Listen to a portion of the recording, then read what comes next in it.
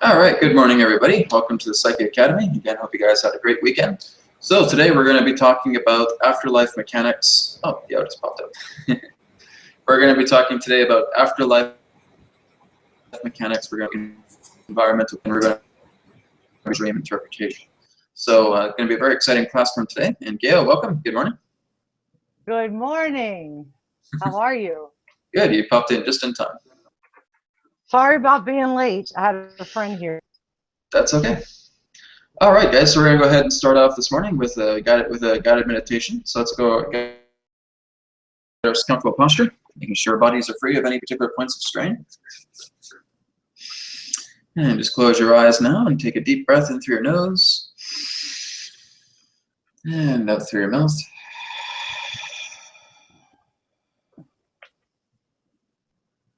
And breathing in once again through your nose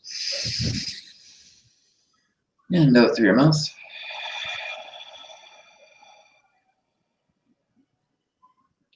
And one more time, breathing in through your nose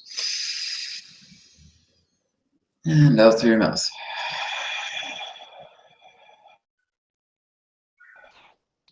And just relax yourselves and breathe normally. We're going to open up this meditation this morning with some as well.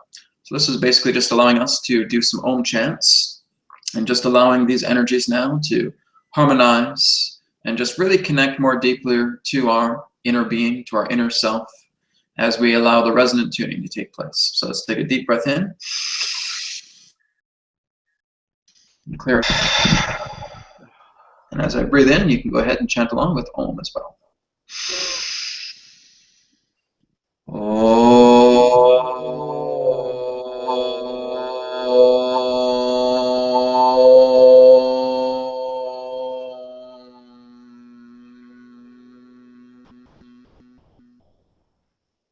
And once again.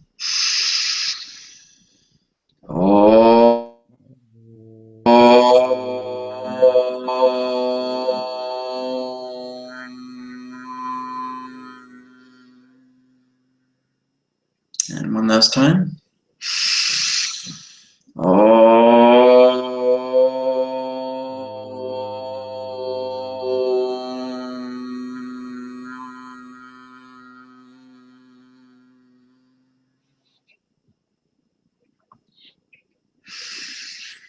And again, just relaxing and breathing normally. And let all of that energy of the reverberations of the resonant tuning to feel very prosperously align the cells within your body.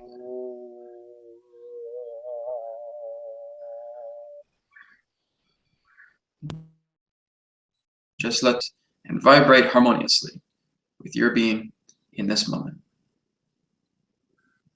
Just feel your thoughts clearing, feel your mind centering, and just being here in the present moment, completely empowered.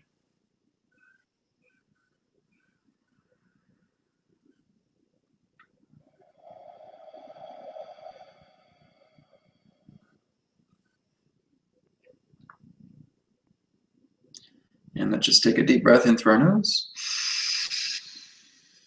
and out through our mouth.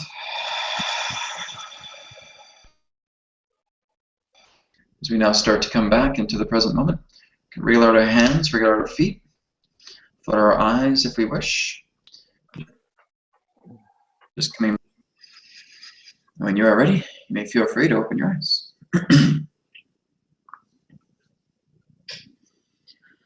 Okay, great. All right, so we're going to go ahead now and move on to our morning affirmations. So I will go ahead and start with my affirmation, and we'll go down to Celissa and move all the way down to Autumn. So for my affirmation this morning, I realized that I wasn't able to take advantage of a lot of the sunny weather this weekend, and it has been bothering me because I was indoors doing the expo and all that stuff, and it was such a gorgeous weather.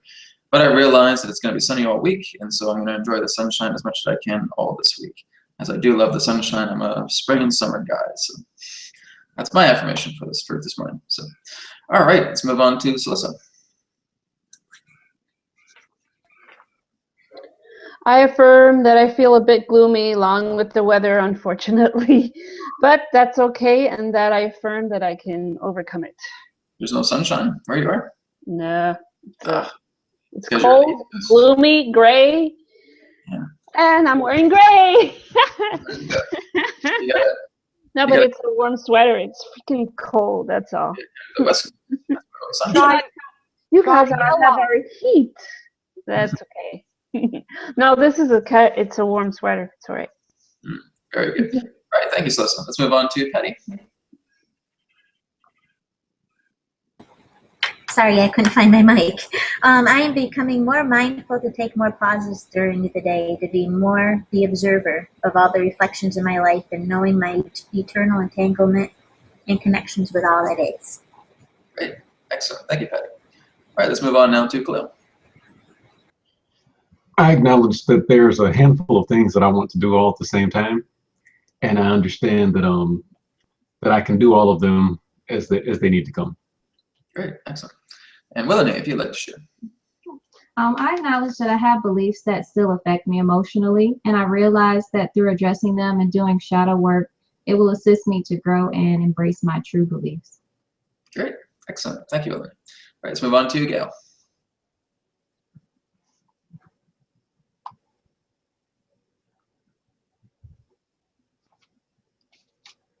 Sorry, Gary, you're still muted.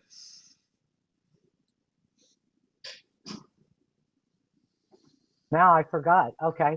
I acknowledge that I am full of infinite possibilities and I am a goddess, and so it is. Excellent. Thank you. All right, let's move on to David.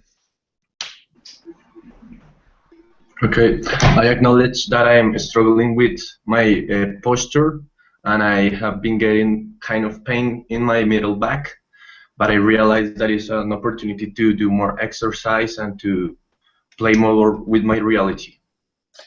Well, remember, David, when you're getting pain in the body, that's all mental and emotional blockage, right? So that's something that's you're feeling hold back. 99% of all the pain that we're getting in the body is psychological, right? So there's something mental, emotional in that way. So basically, when I'm feeling that you're getting pain in the back, that would represent the idea of not only in that sense getting up and doing more exercise, but it feels like there's certain things that may be troubling you, perhaps in your environment as well too. Maybe it's something family related or something like that. But usually, if you're feeling that as well too, go within and really just ask more about the aspect of that pain. So anytime we have pain in the body, even if we feel like we get hurt from like a physical activity in that sense, there's still something there that needs to be told to us, right? So being able to remember to go within in that sense as well too. Exercise is good, then it can certainly help in regards to the remedy of that. But being able to look into the idea of feeling, yeah, exactly, Patty, you nailed it. Feeling that there's not a support there or something, feeling that maybe something may be troubling you. So just looking into the idea of that through meditation is also a good way to look at it. Okay, I totally agree with that. Thank you, Brad. Okay. Great, no problem.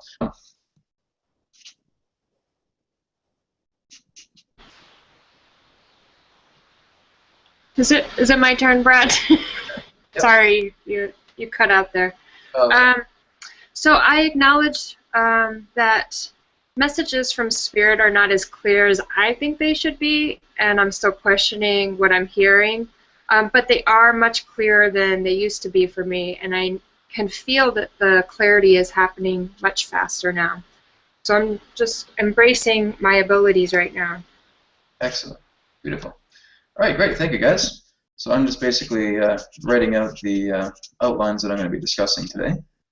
So again, as I talked about in the Psychic Classroom, or sorry, the Psychic Academy is the new thing that's going to be coming here locally in Vancouver. So I'm going to be starting that up in May 6th. So I'll basically have two quote-unquote academies to work with. The ones here on the weekend and once a week here in Vancouver. It's going to be called the Psychic Classroom.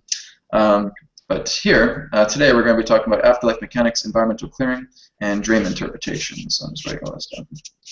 Okay, great.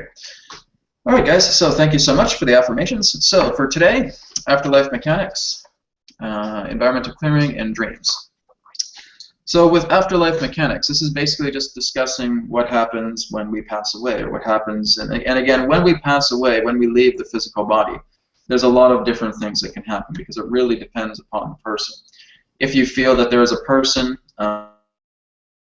within your life had a lot of attachments to life, who felt that they really just left this world with a great state of incompletion within themselves, they are becomes, and that's just basically what I've referred to them as. Some people refer to them as ghosts. Some of them may refer to them as astral entities.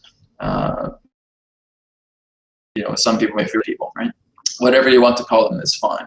But basically what they are is that they're not the aspect of spirit that we would understand. You know, spirit is basically that state of purity.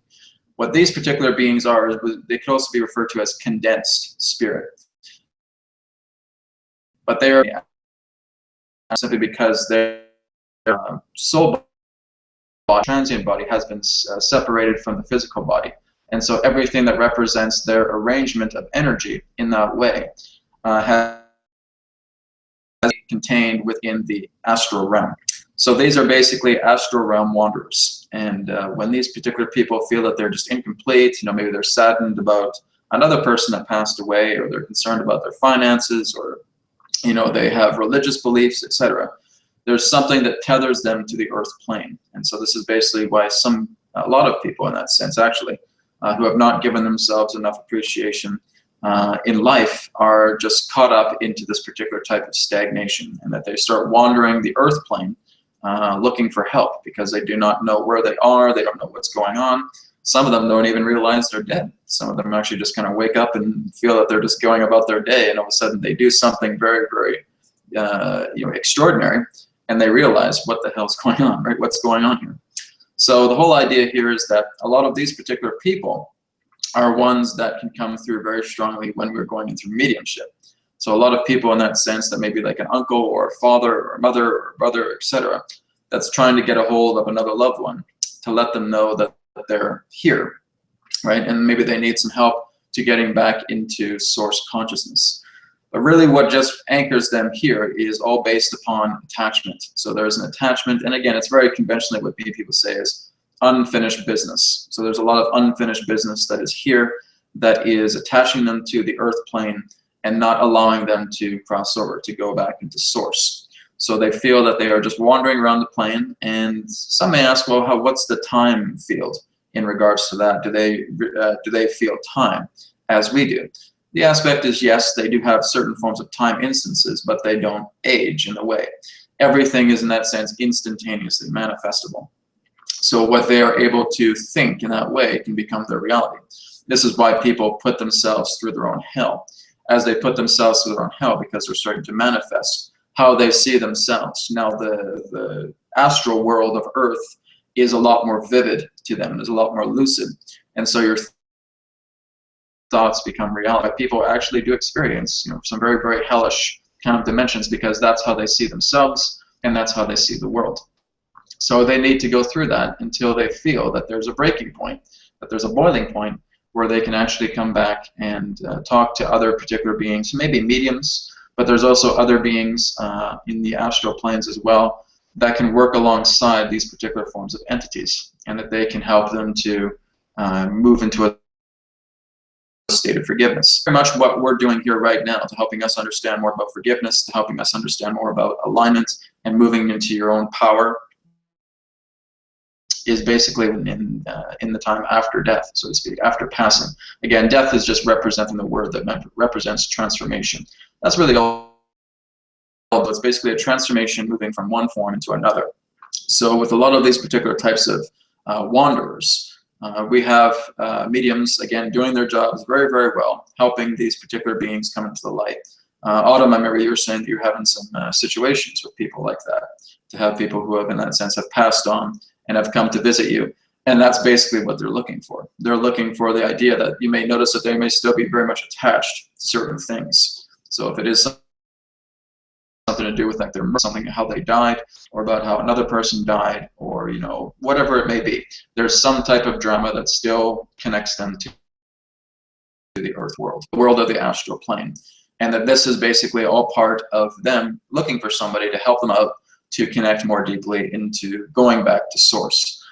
The only way you really are able to go back to source is when you're able to uplift your personality, move past the personality that you feel you are, and come back into the state of forgiveness as well. People that commit suicide, again, have, what does it take to commit suicide, Gail? If you were to see a person who's noticed that they had committed suicide, what causes that ability of suicide?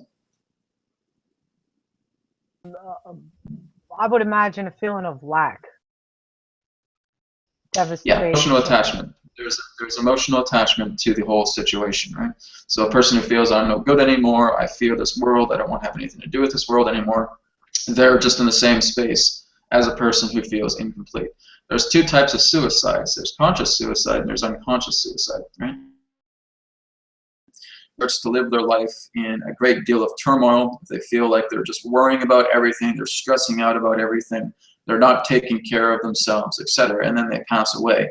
That is unconscious suicide, right?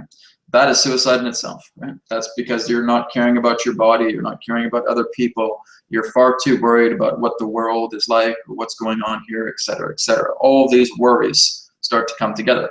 This degrades your body. This is causing your body to shut down. So when a person is very, very intensely, constantly blaming themselves or blaming others, those are all just different levels of suicide, because you're not even realizing that you're committing suicide, but you're actually just destroying your body. Your body is going through advanced degradation because you're worried about so many different things. You're talking to people about, how life is unfair and this and that and the other thing. So it is no different than a person who has conscious suicide. They're both suicidal because they can't get a grasp on life. They can't feel that they can harmonize with their own being, and so they are trapped inside this particular form of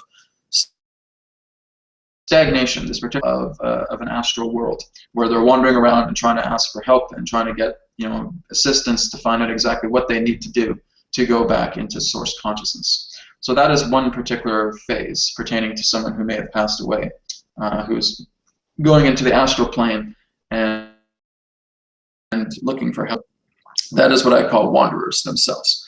The other particular form is that if a person passes away and has really felt that they've really made a great deal of achievement in their life, they basically see what's known as like a white light or a white tunnel. And they basically go up this tunnel, and this tunnel, it feels like 150,000 miles an hour up this tunnel. And basically this tunnel leads back up to the oversoul, right? And so basically the spirit and the mind sever, and then they start to interconnect in regards to the energies of the oversoul.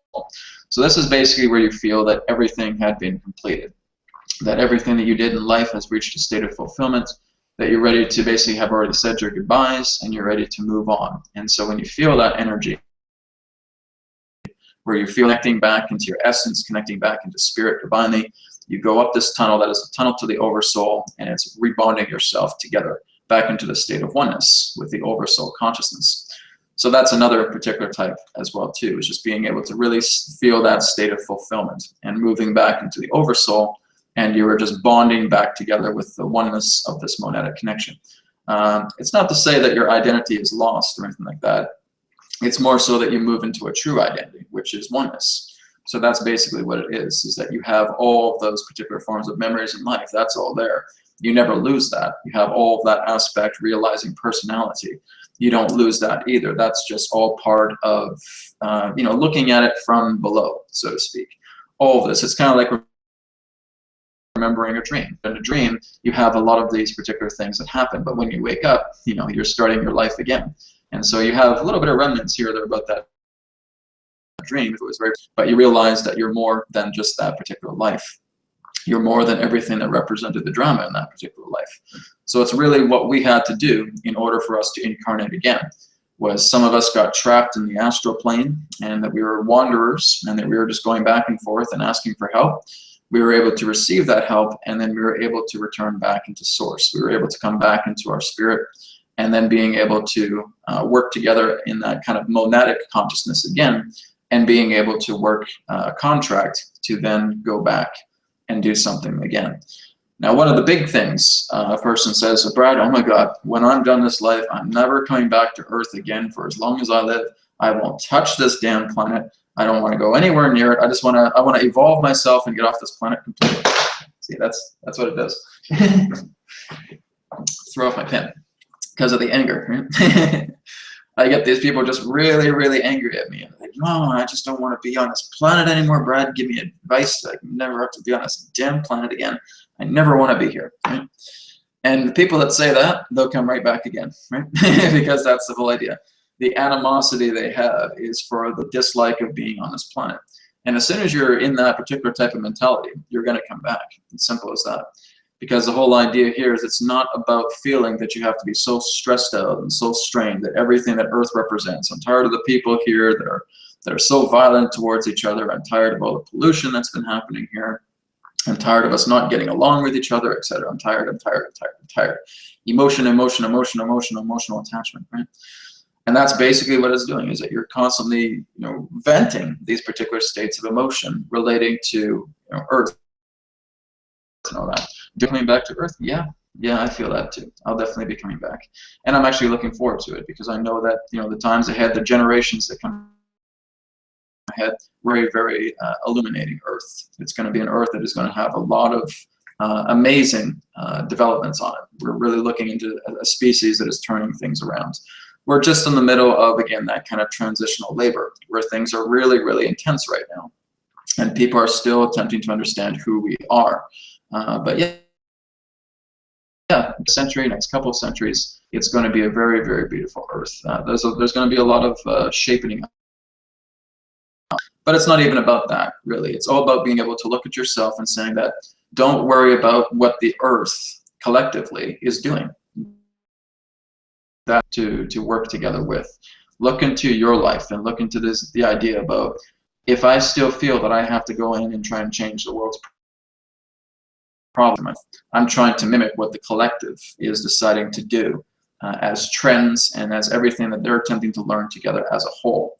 If I keep feeling I have to intervene in regards to the collective, I'm not going to go anywhere. I'm going to continue to be bottled into this particular type of life where I feel I have to run everybody's life and say, don't be violent with this, don't be violent with that.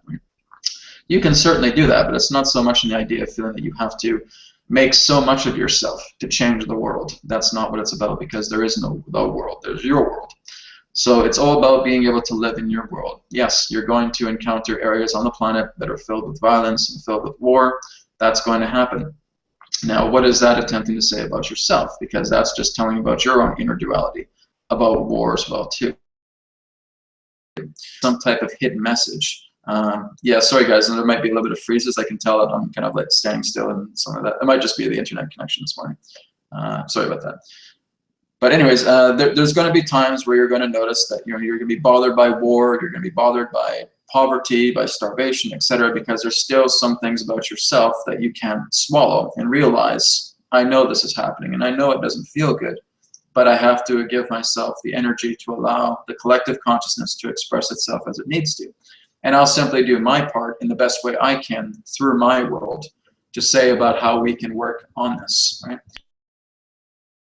And that's it. And just paving the path relating to what it is that you want to create in the world. If you want to have something that you personally create that can help to people, then that's something you can share. If that's something that you feel is a very good plan, if it's a nonprofit organization that works together in that. This is how you're basically improving your own world, by taking the particular forms of functions that you see in the world that are disharmonious, and in your own way making that harmonious to you. And that's the whole key. It's not about thinking you have to kick down a person's door and saying, hey, stop eating that processed food, or stop doing this or stop doing that. That's no different. So it's not feeling that you have to go up to another person and tell them exactly what to do. It's about that you're living your life in the way that you're telling yourself when that example. The more that people see example on the planet, the more that they're going to really be intrigued by that, saying, well, look at how this person's living. Look how they're actually able to present themselves, and look what they're showing through themselves altogether. That's a really wonderful example, right? Now they are actually looking into this idea, saying, I can do it, right?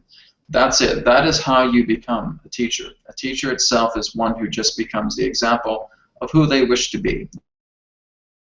They want to share a lot of spiritual information. They want to really teach people how to channel, teach people how to be intuitive. They want to become a great healer. They're demonstrating all of this. They're really being able to show the example of what they have turned themselves into. I myself have gone through all kinds of pits of darkness and all kinds of shadow, and I'm very grateful to those points of shadows, and I'm still going through shadows as well too. But that's the whole point, is that our shadows are helping us to purify our connection as illuminating beings of light. That's really the whole idea. You have to be a shadow worker first before you can be a light worker.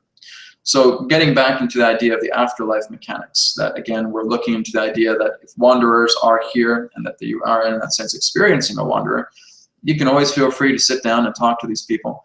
Sometimes you may notice that through the wanderers themselves, there may be people who are somewhat intrusive that want to, in that sense, invade your space because they know that you're a medium and that you actually have the ability to open portals, to actually open connections or jump gates, or stargates, so to speak, whatever you may want to call it. But opening portals back into source consciousness. Some of us can actually do this very consciously. I've actually done it quite a few times myself. And some of beings will cling to you, right? And so they'll feel that, come on, open a portal for me. Come on, get me back into source consciousness. I don't want to be here anymore, right? And they basically want to try and drain your energy because you have to tell them, I can't do that until you forgive yourself. You're not going to be able to make it. Even if the portal was there, you wouldn't be able to go back in because it's something that is beyond you. It's almost like looking at a fiery sun, and that person wouldn't even be able to step through that because it would feel like, in that sense, it would maybe burn them in that way. This is what happens as well, too. There are astral beings in that sense that are crisscrossing different dimensional plateaus all the time. And if it's a being that's in that sense vibration that really represents, again, a lot of suffering, a lot of greed, etc., and they see this light that may represent angelic light, etc., spirit light, they can't even go by it. They will get blinded, and they actually have to try and shed away everything in that moment to actually allow themselves to embrace that light, or they have to leave, right?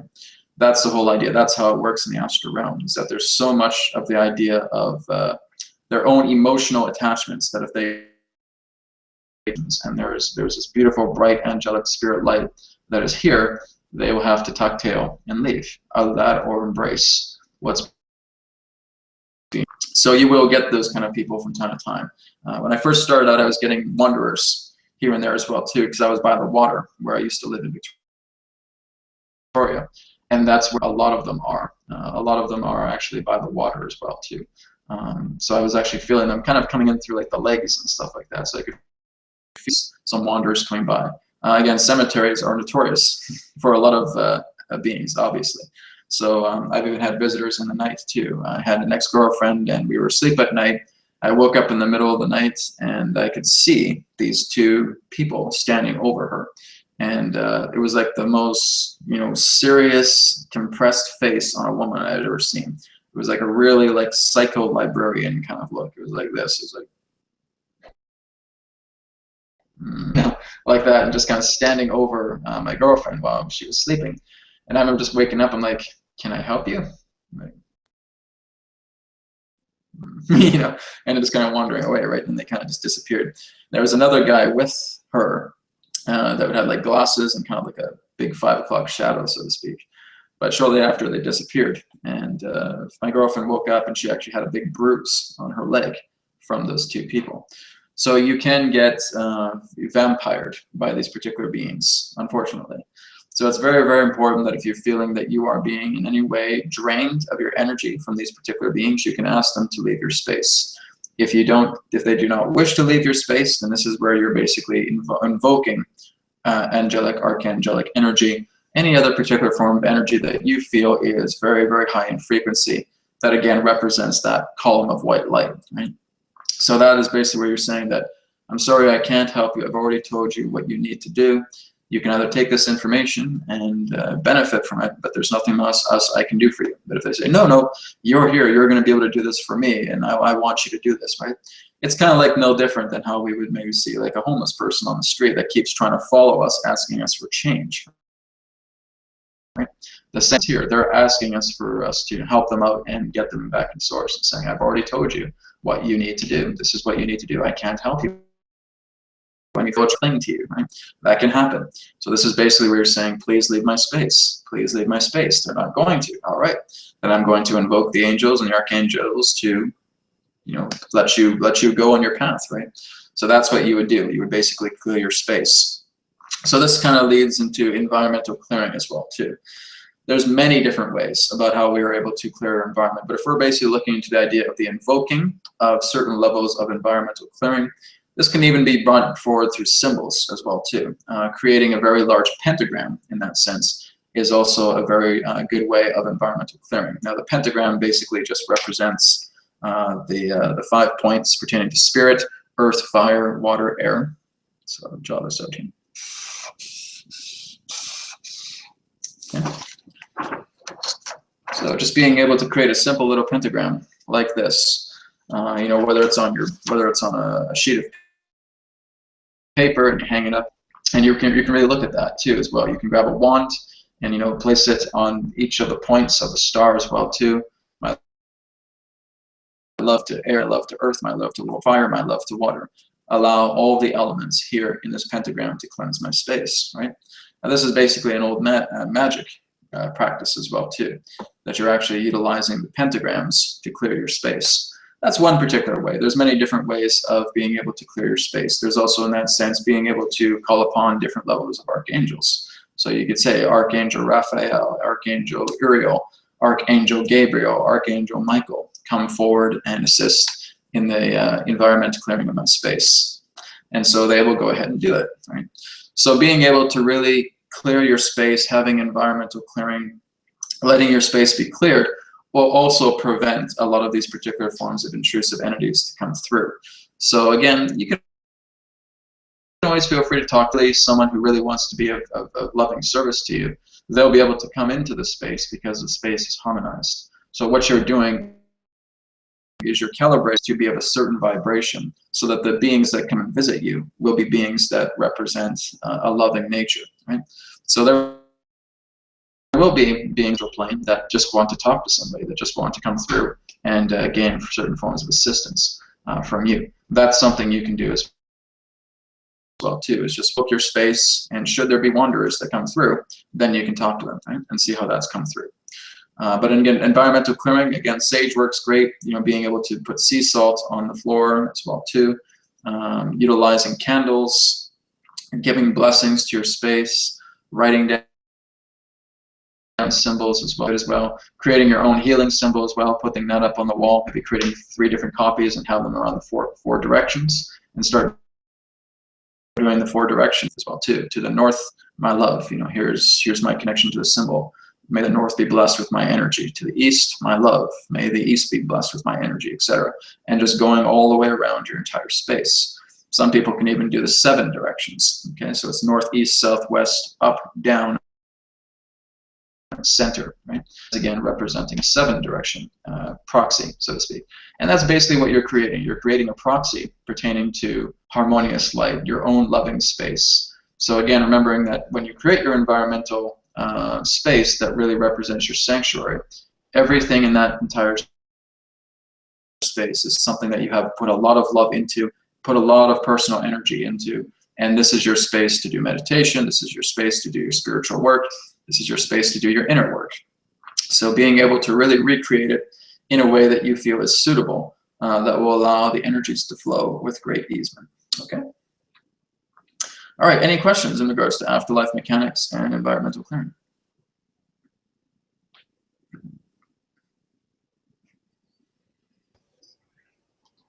You know, Brad, there are some people, I guess there are 2 perspectives that I've kind of seen that is kind of oppose each other to a degree.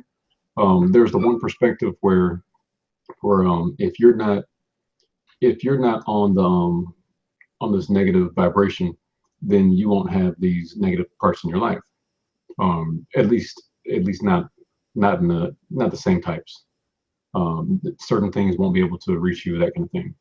And so then there's the other one where basically people are being pulled into this into the wrong tube after you die, just to be recycled mechanically back onto the earth.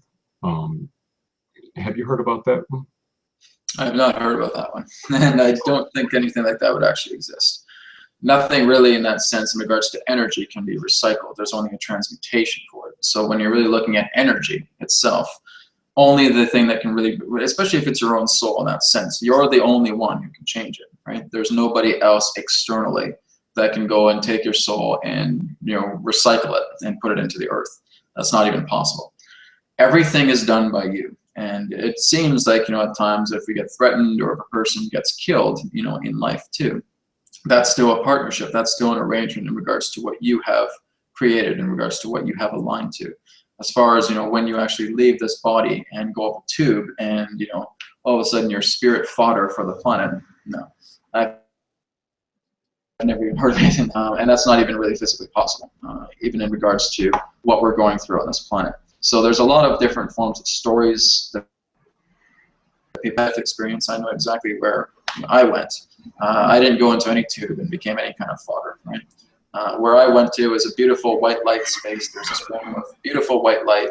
It was gorgeous, but it was kind of like, in that sense, a spiritual waiting room, right? That's the best way I could put it, because it was not my time to go, right? So I basically had this really bad flu. I stopped breathing in the middle of the night. My soul left my body. I went up into this kind of white light room, and all the voices were saying is, get him back, bring him back into his body, right? And there was nothing in regards to any tubes or any fodder or anything like that. That can't even be done.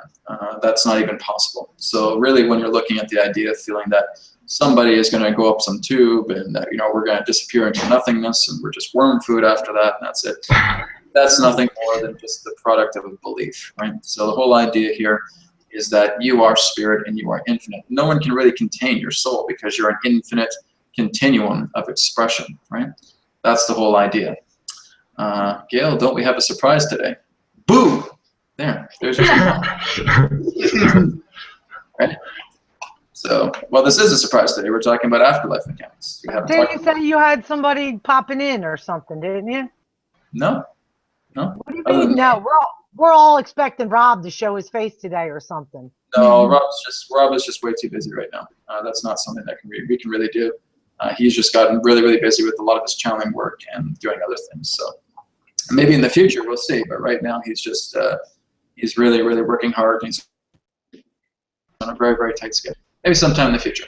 But anyways, as I was saying to Khalil, yeah, it's all about being able to realize it's more about your empowerment, because when you really give into these particular types of fear, this is attempting to be created or mimicked in the time that you pass away as well too. So when you really start to feel that, oh my god, I'm going to get sucked into a tube and do that, then you're going to create that type of dimension when you're becoming a wanderer, right? So it's very, very important that people will say anything. That's the whole feel that they get an idea of the afterlife and they feel that it's this and that. You're going to get hit in the butt with a pitchfork by the devil as soon as you leave this body, etc. Right? What about energy vampires? How can this be when everything is energy? Energy vampires themselves, they're not even really sucking energy. That's the whole idea. They're thought forms, right? So when you're basically looking in the idea of an energy vampire, that's what they're called, but they're more so in the idea of thought influence vampires. That's more so in the idea. You're working together with an energy vampire. If an energy vampire is there, it's almost like they're contradicting everything that you're trying to say to them because they want to try and have the power.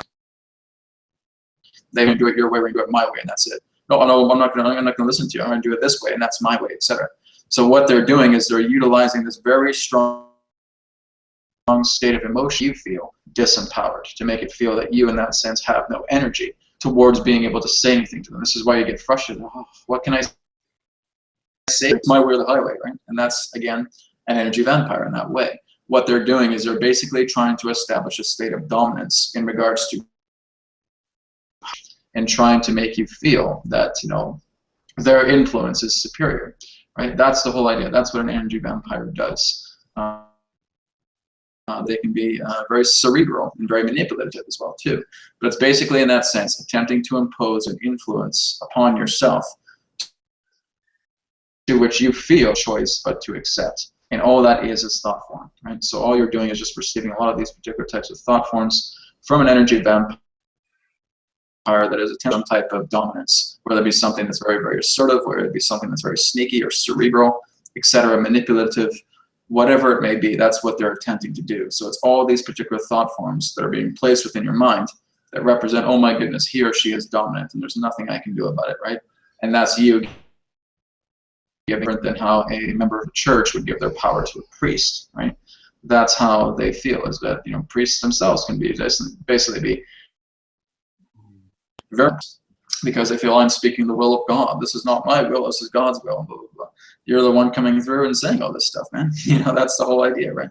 So it's all about feeling that there's some type of dominance that's being acclaimed here between yourself and that particular other.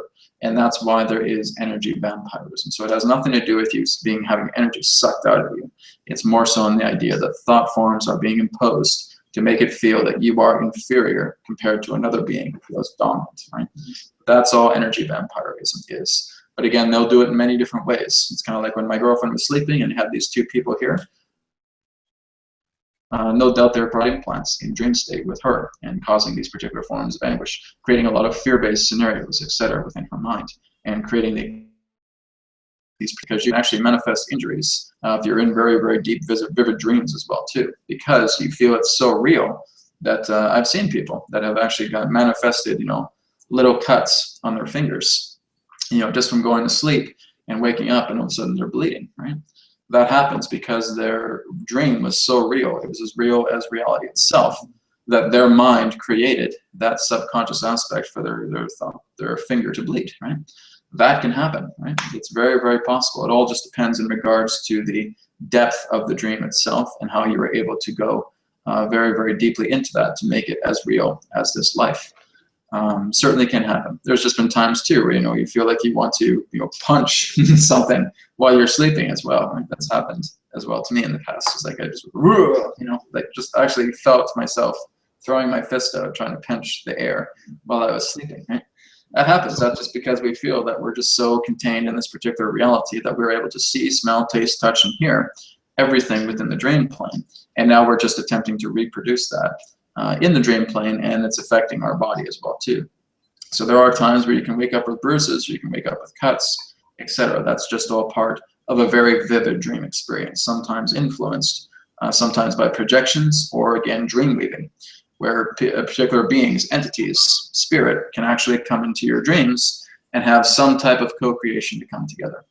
Now here's the biggest thing as well too. Many people feel that, well, you know what, Brad, if I don't give in to negativity, or if I feel like I'm living a very, very positive life, I can consciously control the idea that negative energy will not be brought forward. The conscious mind has nothing to do with reality at all.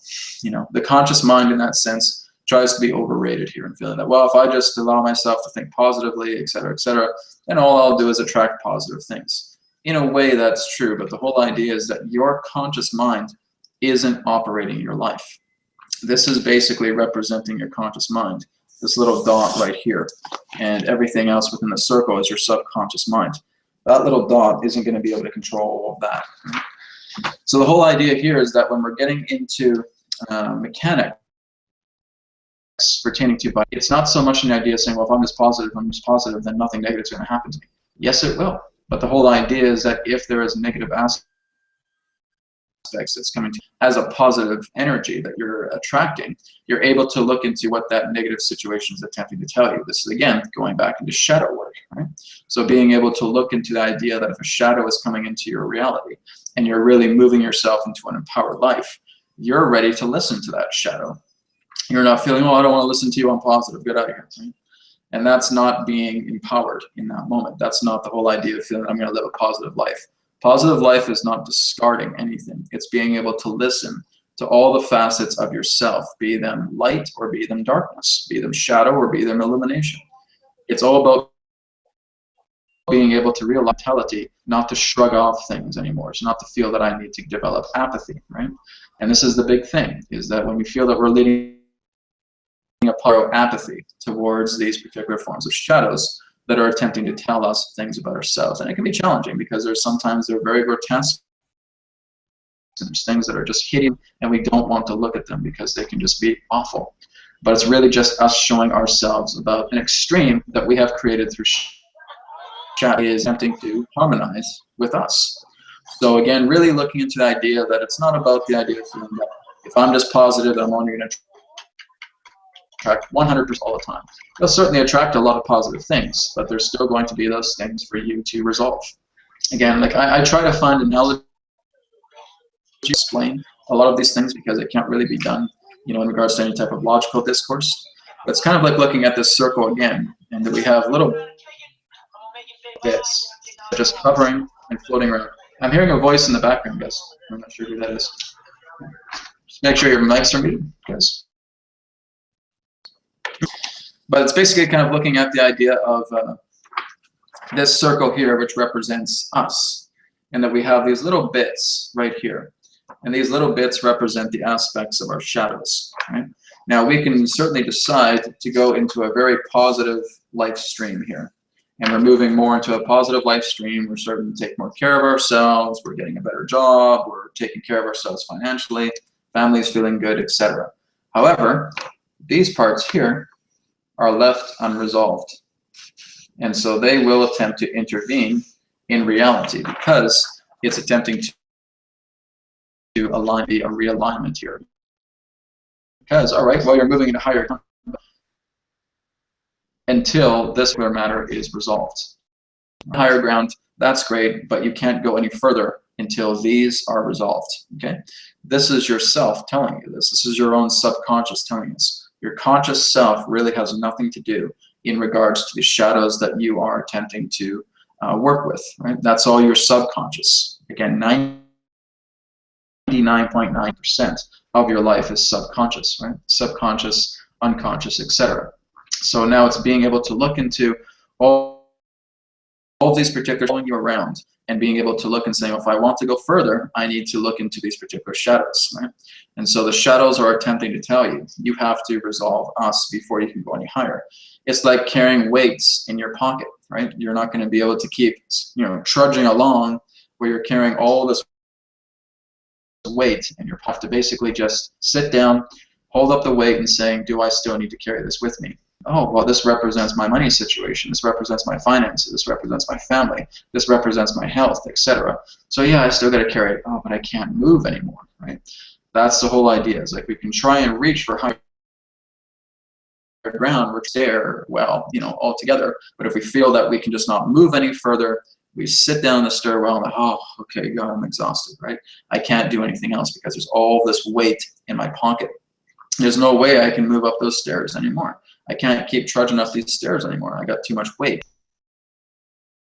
So this is what they're telling you. Well, hey, if you look at us and tell us that you really do not feel that this represents an attachment to you anymore, you'll become likely to move up that stairwell with ease. So this is where you're making a decision. All right, I'm going to look into these shadows, and I'm going to see exactly what I'm still carrying that is weighing me down so that I can start to shed that weight and start being able to easily move up the stairwell to higher consciousness, to moving up into expanded consciousness awareness. Right?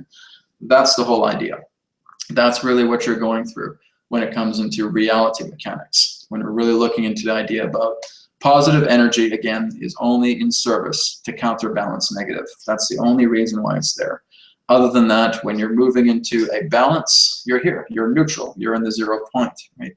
That's what it is to be balanced. You're not miserable about something, you're not over the top of the moon excited about something. That can certainly happen, but it's more so looking into the idea of being content in the state of your own bliss. That's really what it's all about. So the whole idea here is that we're just utilizing positive energy to help ourselves govern these particular energies, these weights that we're carrying through us throughout the stairwell. Okay, moving on now to dream interpretation as well too. So the page over here. So with dream interpretation, this is just something that I would like you guys to do as assignments, is to work and being very, very aware of your dreams. So moving into next week, I would like you guys to at least have one dream ready so that we can all help you to interpret that together, okay? So tonight, however it needs to happen, just being able to write down an affirmation or whatever it is you feel to do, say a prayer, go into a meditation. You're just asking as best as you can. I would have full memory of my dream state tonight. I call upon my guides, my loved ones, etc., to help me in bringing forward as much memory into my dream still, okay? Because this is what we're going to be looking into more next week, is looking more to demonstration of being able to look into dream interpretation, okay? So when we're really looking into dream interpretation, again, understand that 99% of what we experience in dreams is symbolic, is metaphor. Very, very rarely is there actually dreams that people have that are very literal, that they're in that sense attempting to give you like prophecy in that sense. So it's very, very certainly be those type of people around the planet, you know, that very small 1%, etc., that are able to get these prophecies that are coming through. But a lot of the prophecies are self-induced. They're basically self-imposed. They're more so in relation to that person and where they're going, and often that those particular prophecies with symbolism, right, and particular forms of hyperbole. So the whole idea here is that when we are dreaming these beautiful dreams that we have, we're looking into the simplicity of metaphor. So I'm going to kind of show you guys some examples. Just going to give you guys some examples of dreams, and I want you guys to see if you can interpret some of these particular meanings. All right. Now, let us just say that Joe Blow here had a dream last night. He says, I was walking I looked up at the sky and I saw this golden feather flying down. It was a beautiful long golden feather. I held out my hands and this golden feather landed in my hands. What would that dream represent? What does the golden feather? So if we're looking at a golden feather, what are we trying? Let's dissect it. Okay. What is the color gold represent in a dream? Your chakra? Something really good. Gold represents enlightenment. So it's really the whole idea that there's an enlightenment, there's something that really represents a cherishing. So this is something that feels cherished, something that feels very, very enlightening. There's something very, very good, that's true. We want to go a little bit deeper with that. So if we're looking at the idea of something golden, look into the idea of ancient texts, you know, of ancient civilizations. Said, golden beams of light, right? That really represents enlightenment, illumination, you know, masterful empowerment, masterful enlightening beings, right? Evolving in a way, yeah, it certainly does represent a state of evolving and connecting in that particular way. So we're looking at the idea of the golden aspect, which represents enlightenment. Now, let's take a look at the feather. What does the feather represent?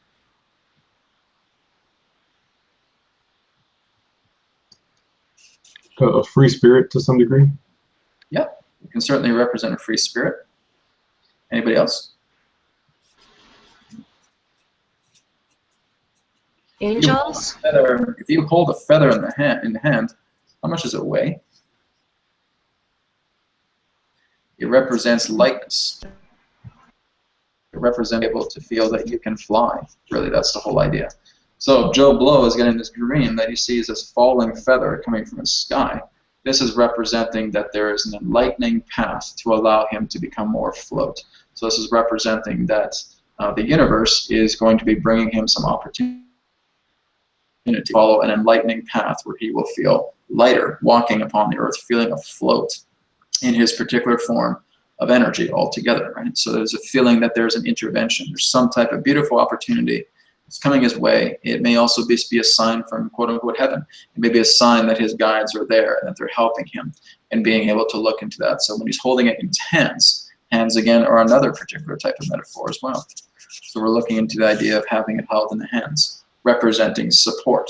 Okay? So again, there's a feeling of a support, of enlightenment, to help him move into a state of much more lightness, moving him, helping him to connect more into the deeper levels of his being, and that there will be some really, really great guidance coming through for him. Okay, so a dream just like that is very, very simple. You really want to just come right into the idea of saying, well, you know, it's like, okay, a golden feels good. You want to go a little bit more deeper than that. You don't want to just use terms like good or bad, right? We don't want to bring any kind of polarity into it. We really want to look into the essence. So this is where you're channeling the terms in your mind. Don't just feel that your own logical mind is going to try and bring this in, because 9 times out of 10 it'll be completely incorrect, right? The whole idea here is that if you're getting a person that's going to tell you that here's my dream, let your channeling ability come through. Talk to your dream guide and talk to your channeling guide and let them come through and help you provide the particular vocabulary to connect with the metaphors within the stream. Okay. Does anybody have a dream last night that they would like to share? David, go ahead. The dream was really strange. I was playing with, like, I don't know how to describe those beings, but they were like little, and they were like kind of humanoid animals, and we were playing like games of kids, like he touched me, and then I had to follow him and touch him, and then you understand? And then I saw like a ship going up from the earth to the sky, and then there were the Japanese that created that in my dream, so it was really fun. And then I was with my father, and we go to a shop that were selling sacred plants, and yeah, that's what like the most interesting thing of my dream. All right. Well, it seems like you had quite a few different dreams altogether. So very few. Yeah. The whole idea of like the Japanese inventing particular spacecraft in that way, that can represent many different things. That may also represent the idea of you actually going to Japan and maybe enjoying something there as well. But it feels something very, very strongly connected. It's also representing a metaphor as well too, to you, that may represent that the energies of Japan in that sense are very, very futuristic, or something that really represents an evolution, or that they may actually be experiencing something personally pertaining to extraterrestrial contact. It can even represent that if you go there, you may actually see something like that as well. So there's many different metaphors pertaining to that. If you're seeing this beautiful ship, rising out of Japan in that sense, then there's definitely something there for you pertaining to the island of Japan, or the connection to Japan, that's allowing this kind of very enlightening situation pertaining to spacecraft or other particular life forms that are attempting to connect with you very, very strongly. So it feels like there's a beacon there to Japan. It may also represent somebody that you may connect to in Japan. So the whole idea here is we have reference of Japan, like a light ship, a spacecraft, etc., and represents an energy for you that represents that kind of extraterrestrial fascination. Right? So that's one example of, again, being able to interpret a dream. So it's not to say that as soon as David goes to Japan, he's going to see this UFO lighting rising out of the water or anything like that. But it's giving him the indication that it feels like there's a go to Japan. That's kind of the feeling I get, and being able to really work into just kind of examining the energies of Japan as well too. And I feel that discover more in regards to the fascination into your own personal connection with extraterrestrial beings and connections celestially. Right? So that's just one example, just being able to look into that. Because you had quite a few different small dreams there, which is good. But we're not going to go too much into it, because that's kind of the homework I want you guys to do. So as you just start to write down your dreams, as you become very aware of your dreams, feel free to do interpretation onto it as well too. And then us in class will also look into interpretation as well also. Okay. All right, very good. So that is just something that we're going to be tackling a little bit next week, but really it is, again, just looking into metaphors. So my advice from that point on into next week is just being able to channel your dream guide, channel your channeling guide, and just see exactly what comes through, and see exactly what types of energy you can channel, and helping you to connect much more on a deeper level with those particular types of beings, and actually letting them come through and helping you in regards to understanding more about how dream definition or dream decryption or dream interpretation can be taken care of, right? So they will help you throughout that entire process, as long as you are willing to connect with their energy and helping you out in that way. Okay. All right, guys, anything else? Any other questions in regards to dreams, or into the mechanics pertaining to afterlife, or environmental clearing? Any questions on that today? Anything that we discussed? I do, basically for all three, because these are like three of my favorite subjects. The first one with afterlife. How does one know when it is that time to move back to source? Like, I know a lot of older people, they'll say, I'm ready to move on. But what about the younger ages, or, under 50? Yeah, I mean, sometimes you're kind of knowing when this is going to happen, and sometimes you don't. It just all depends upon the person. There'll be a person who just doesn't have a clue about when they're actually going to pass away. One of the questions I had previously from a previous channeling was that, Brad, can you give me the exact date and time about when I'm going to pass away from this planet? And I said, I can't give that to you, right? Because that would be a free will violation, right? Mm-hmm. It's basically when spirit decides to come through and communicate with you and saying that, within the short time you will be leaving this planet, right? And that's really more so the direct confirmation that one can know, to really know exactly, okay, this is when the time is going to come. So the whole idea is, it doesn't really matter about, it doesn't matter if you're 20 years old, 30 years old, 80 years old, right? If you feel you've already received that particular type of information, you can feel within your heart that that is to be true. true, then that's a state of preparation to realize that you're going to leave your planet. That's kind of where people, in that sense, quote unquote, create a bucket list, right? And they want to do all these things before they leave the planet. And again, as seniors, a lot of the elders want to have, they kind of just feel that that's coming around the corner, and they want to live life to the fullest. But the whole idea is you don't have to wait till you're 60, 70, 80 years old. You can be 10, 20, 30 years old and still live the life that you've always wanted to live. It's being able to live your life to the fullest. What is, if today was your last day on Earth, what would you want to do? I would want to explore everything. I want to tell my family how much I love them. I want to spend time with my friend in the water, whatever it may be, right? I want to go into a hot air balloon and start sailing, right? That's great. So just imagine what it would be like for you to live that day every day of your life, right? That's the whole idea. That's where you really feel a state of fulfillment.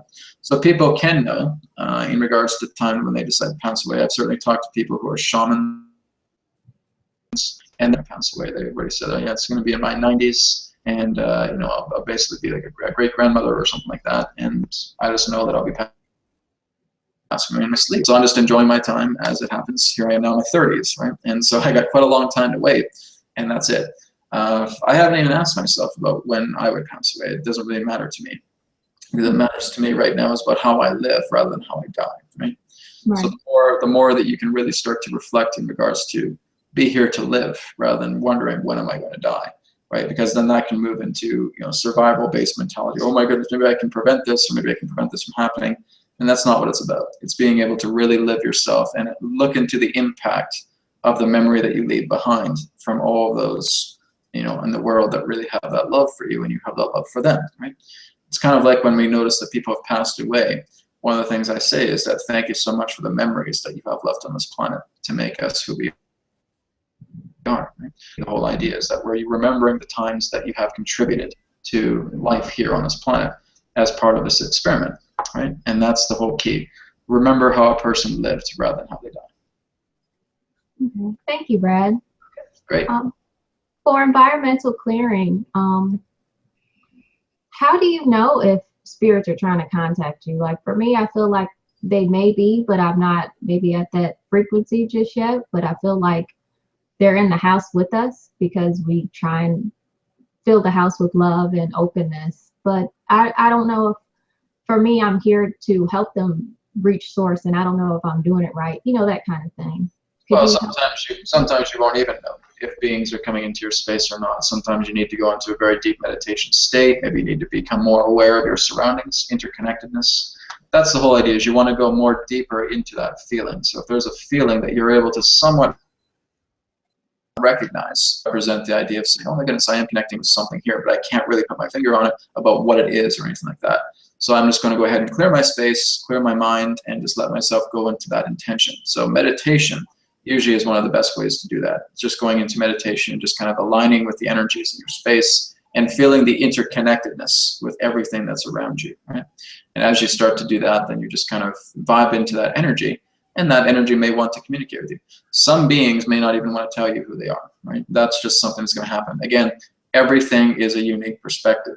A lot of the things that we want to do is saying there's got to be some type of generic process or some type of generic plan that spirits have. It's like a universal translation book, the guide to how a spirit needs to behave in your space. There isn't that, right? Everybody is unique. Everyone's going to have their own interpretations about how they want to bring themselves in your space. If you feel you want to really get to know that spirit, then do what you can in meditation to communicate with them. Tap into that particular energy, utilize your psychic senses, and discover what you can find. Sometimes there's beings that I encounter that I can't tell who they are because they are not willing to introduce themselves, right? And that's simply what it is. So basically just continuing to kind of, flow with that particular type of energy of what they represent. Does it feel good to be in their space? Yeah, it feels pretty good. They're not telling me who they are or anything like that, but it feels good to be in their energy. Okay, so it's not causing any harm, so let it be, right? You feel that something is very, very intrusive in your energy and it's not telling you what you are and you don't feel good, ask it to leave your space. Okay, if it won't leave your space, invoke the angels, invoke energies that will bring about higher vibration, right? Bring in that pillar of white light. That's something that will help as well too. Be very mindful about how everything makes you feel. Okay, feeling is a direct translation to the spirit that you work with. to your own mentality, about how you're feeling about the work you're doing, everything. Feeling tells you everything about reality. So really look into the depths of spirit with feeling.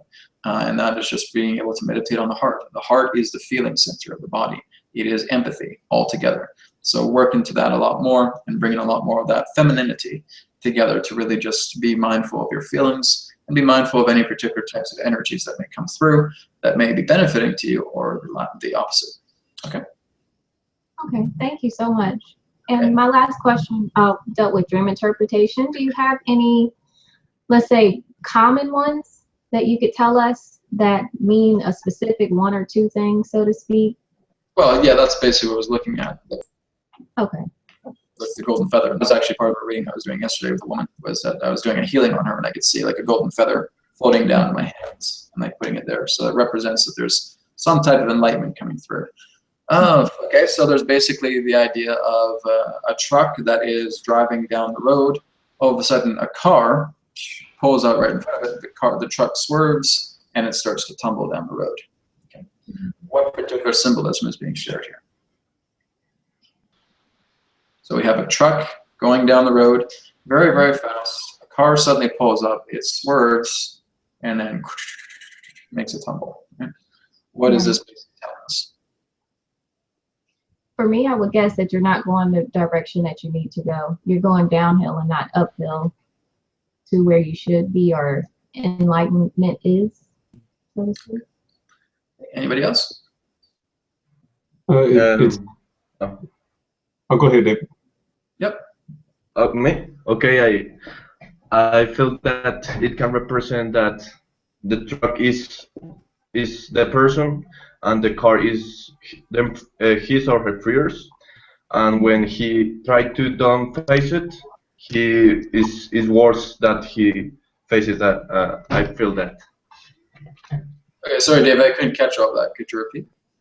There was a little bit of echo in that. The truck is like the person, Right. and the car is his hero, her or his dream, or his fears.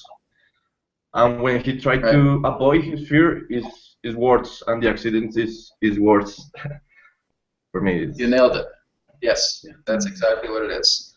And it really represents the idea this person's just flying down in life. All of a sudden, a fear is coming out. Oh my God, it's the idea of not being able to your shadows. The whole idea is that fear is basically manifesting as a sudden surprise, a sudden shock. And that way, you're kind of correct too as well, Lenny, that you're going uphill, going downhill, and that can represent his mentality of moving, in that particular type of speed. But this truck is just basically blazing, just going full speed down the highway, and all of a sudden, this car pulls out, I'm swerving, bam, bam, bam, bam, and crashes. So the whole idea is that be mindful of your shadows, and if you try to avoid them, they can cause disaster, right? So the whole idea is this is helping to do that. Now, this was actually part of a previous student that we had named Jason, who was in this class, and he had a very similar dream to this, right? And this is actually something that's pretty common, being able to feel that you're going down a freeway, all of a sudden there's this car that pulls out, you swerve, and you crash, and you tumble, right? And you have this disaster, right? So it's in that sense just saying be mindful of the fear that you carry.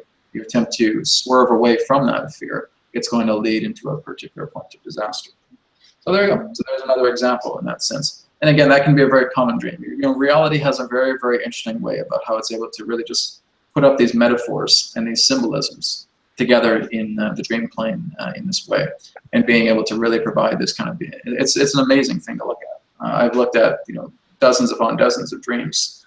I might even say like hundreds of dreams in that way too, with different people, and we all just have some amazing different ways that our subconscious, our higher self, is communicating with us in regards to something that so that's the whole idea. And again, David, you nailed it right on the head. So just being able to, again, what did he do, right? David, were you channeling that information that was coming through? Yeah, I just let my feeling guide me, my heart. I ask my heart. That's what it's all about. Just let your feeling guide you, go into that particular, and let that feeling go, okay, yeah, this car is just coming in, it's just your fears. Oh my God, it's a red car, right? And then all of a sudden you come tumbling down. Sometimes the color of the car can tell you a lot of stuff. It's like a feeling of red, right? All of a sudden that represents the idea of panic or stop or cease, right? Or panic, something about major caution. And all of a sudden swerving in that way, or temperance, in that temperament, I should say. So again, there's a lot of different ways that all of these dreams can come through to give us a message, but if we allow our channeling guide, our guides to come through to help us present the information, that's how we can interpret it. Again, try not to interpret it with the logical mind, try it with your feeling. That's the most important part, okay? Okay, guys, great. So we're going to go ahead now and move into readings. So we're going to do readings here today. We're not going to do partner readings. We're basically just going to do kind of like messages. So this is kind of like the part of our community class today, as it is Monday. So we're basically just going to let ourselves all open up, and any messages we have for anybody, we can feel free to share. So if anybody has any message for anybody, feel free to share. Take it away.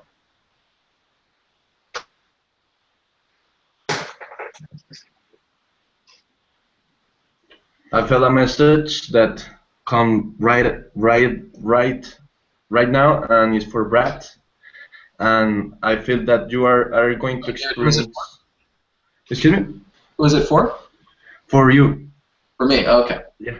And I feel that you are going to experience a time lapse of the divine will. So you are going to act a lot more time with your heart. And I feel that is going to be an amazing experience. You are going to see like a state of Buddha, and it's going to be not all the day, but lapse of time, and it's going to be easy for you to be more in that state while you are being more familiar with that. Okay, so you're basically saying that there's a new energy that's coming through for me to be more aware of the space. Is that what you're saying? No, I say that you are going to experience like kind of a divine will experience, that you are going to act a lot in divine will, just act with your heart, and it's going to be a new experience, more deep connection with your heart, and you're going to feel like kind of a Buddhahood. They make understand me?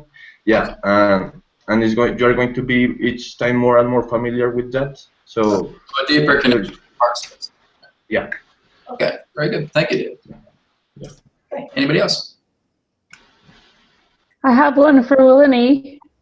Willany, to facilitate your throat chakra to be a bit more clear and open for the channeling, it's just to do some vowel chanting.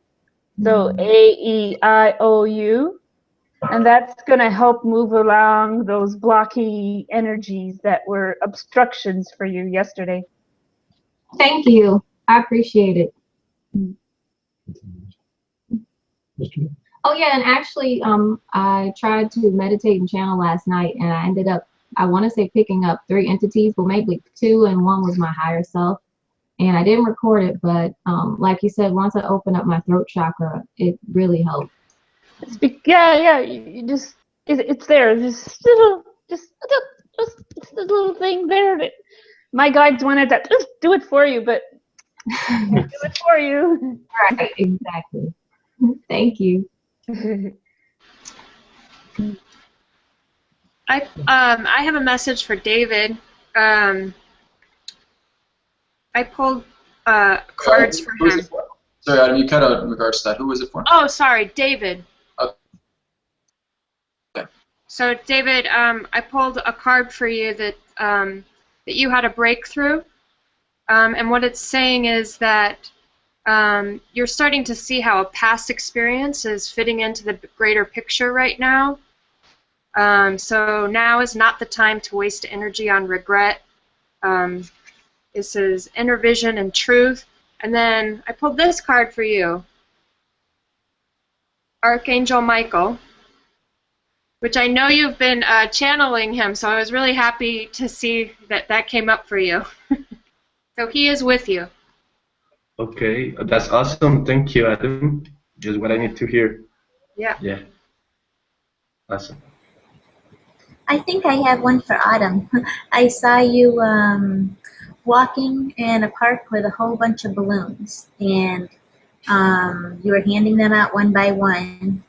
And what the balloons were they were messages of their songs and messages of light. And when I asked what it was, the thought became light language. So I don't know if you, I don't know if it was you walking around and delivering, delivering songs, or I'm not real confident in my interpretation, but those are the little pieces that I got. Cool, thank you. I actually I've been interested in light language, and I listened to some on the internet a little while ago, and it scared me, actually. It sounded so strange, it scared me. So I'll look into that and see what that's all about.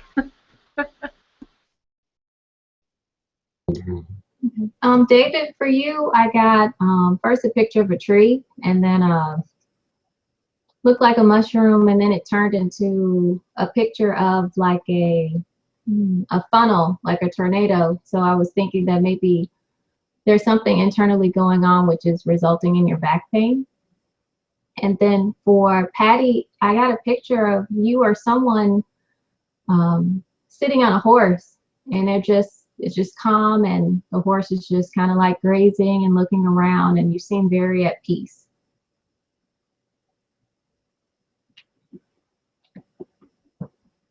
You're still muted, Patty. Oh, sorry. I love horses, so, and I'm glad I'm being peaceful with it. You look very confident on it, like you've ridden it for a long time. That's interesting, you know, because actually I thought of horses a few days ago, and I don't know why or where I was when I was thinking of them, but I love them. When I was little, I really wanted a horse, and I took horse riding lessons, but I was always kind of scared on them. And I had the thought the other day of wanting to ride a horse, and the thought that I still have that fear while I'm on them. And it's interesting that you have that message for me. Mm-hmm. So for Gail, basically what I'm getting is just a feeling of there's really kind of a time where it's almost like a timeout break. You know, there's like a bell ringing, and basically saying, I feel like there's been a lot of things that have been coming on your shoulders for the last few days. And I think it's just basically a time now just to really give yourself a state of self-reflection, not really having to meet a lot of other people's particular types of demands, but really just being alone in your own space and just enjoying yourself, really being able to look into a lot of these kind of weights that you've been placing upon your shoulders here for the last few days. So it feels like there's a lot of tension in you right now. That's kind of what I'm getting the feeling of. So it feels that there's basically a dinner bell that's ringing here and saying it's time to take a break. It's time just to relax yourself and let those particular energies, you know, come into a light. Right? So kind of feathers up in the head, so to speak. But it feels like there's a break that's looking to come together here. I feel that there's this kind of energy that's kind of weighing down on you quite a bit. And so it's beginning to become lighter. Brad, I got the same thing for Gail. I pulled the Eagle card, which is take personal space for you, Gail. Yeah, I've been kind of feeling the same way. I feel immense changes coming on. Like I'm getting spirits telling me to pack a suitcase. Yeah. And I have suitcases, but spirits saying it's not big enough, and it's like I'm going for good. It's not just like a trip. Yeah. I feel that too. I feel that's something that's really going to be coming through. It almost feels like it's a breaking point that's going to be coming. Yeah, that's what I'm feeling. It's got me a little on edge, but yeah, I very much feel that. And what I'm getting, I'm not getting individual messages today. I just think that I'm getting a group message that we're all just like the cocoon. We're all this cocoon in this class, and just that we're just spreading our wings, and there's just so many great changes going to happen because of it. Yeah. It's really a time of change. Really, your horizons are. I don't know if you got a chance to look at yesterday or the previous recordings, but we've all been kind of channeling, so it's been really cool. Mm-hmm. I was I don't know, light beings, star beings are trying to contact me. So they have something to do with this upcoming move that I'm supposed to be making. I got a message last night from them, so I don't know. Okay, well, that's good. We'll do some more of this live channeling in class next week as well too. So we'll look more into dreams, we'll look more into rituals, and we'll look more into channeling next week as well. Going more into the advanced levels of that. So we'll look into that next week. That'll be awesome. Yeah. All right, great. Anybody else have any messages? I did. For Khalil, I saw something that looked like a dragonfly, and I saw like its wings, and the emphasis was on the wings fluttering, and it was like smiling, like it was just like opening up for the first time and soaring, as if it's saying that it's excited with what you're doing and to keep doing what you're doing, that you're excited about. Oh, thank you. Dragonflies represent transformation, so that's very good. And I had one for the whole group. I'm sensing that we're all getting to a point where we have a choice that we can make, and I say a choice, but some choices that we can make, and the choice that that's the kind of like our dream choice. It's like there's something that's there as a potential roadblock, and we can decide to actively help remove that roadblock, or whatever it is that we do to get over that fear, or whatever it may be. Or we can just take the formerly common path and just keep doing what we were doing, and which would feel easier just to avoid the roadblock. But it's like we know that we want to go in the other direction, So anyway, that's good. That's what I got from the whole group. Very good. Okay. Anybody else have any more readings to share? I had one for Gail and she popped off. Well, you can still say she'll probably access the recording, so you can. Yeah, it was regarding the one that came through from her, Zebida, just interdimensional, old, grumpy type energies, not familiar enough with this realm, so is in observation mode and will be connecting with her more. She'll be the good match. Good stuff. All right, David, you had one as well? Yeah, I have one for Solisa. I feel that you are gaining a kind of a balance between your two hemispheres, and I feel that you are going to develop really fast a lot of artistic abilities. So just keep doing what you are doing and enjoy it. Yeah. Thank you. Okay, guys, great. So we are going to go ahead and wrap up the class for today. So again, we're finishing a little bit earlier today, but everybody will have 2 hours on their schedule as well too. So you guys are actually, some people are starting to come up pretty close to their 50 hours. So I think we're going to have almost everybody as a teacher's assistant here pretty soon. But thank you again, everybody, for participating in today's class. So again, we looked into a lot of different stuff. So homework tonight is, again, just being able to look into more of your dreams, asking for dream recall to come through and really just starting to examine that a little bit further. So really work into your dreams as well and just see exactly where that takes you. Channel your guides, go into meditation, talk to your channeling guide, talk to your dream guide, and really just get them to bond with you, as we'll be doing a lot more advanced stuff with dreams and channeling next week. So thank you again, guys. Much love to you all. We'll see you guys next week. Much love. Take care. Oh, wait a second. Thank you. Thank you. Love you all. Bye, everyone. Thank you. Bye-bye.